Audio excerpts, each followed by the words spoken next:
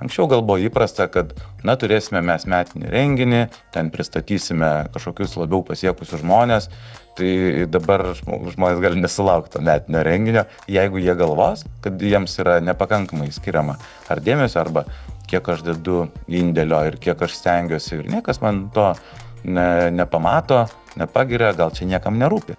Iš darbuotojų, kurie turi tiesioginius vadovus, 19% niekada nėra gavę žodinės padėkos iš vadovo.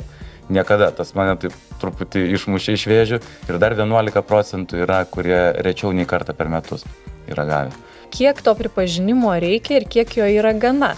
Ir gali būti, kad, tarkim, viena kategorijų darbuotojų lyg ir, sako nepakankamai, bet ten jo yra daug, o kitas ir vieną kartą, kaip sakai, gavęs ačiū per metus, sakys, taip, mane vadovas pastebėjo. Girti už ką, tai jau pasirenki.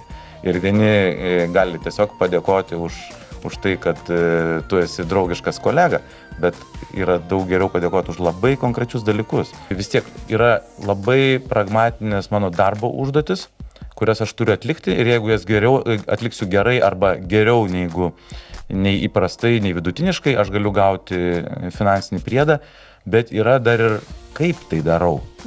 Ir jeigu aš tai padarysiu lipdamas per galvas ir kitus nustumdamas, galbūt, kad aš gausiu gerą bonusą, bet su manim dirbti bus nepakenčiama.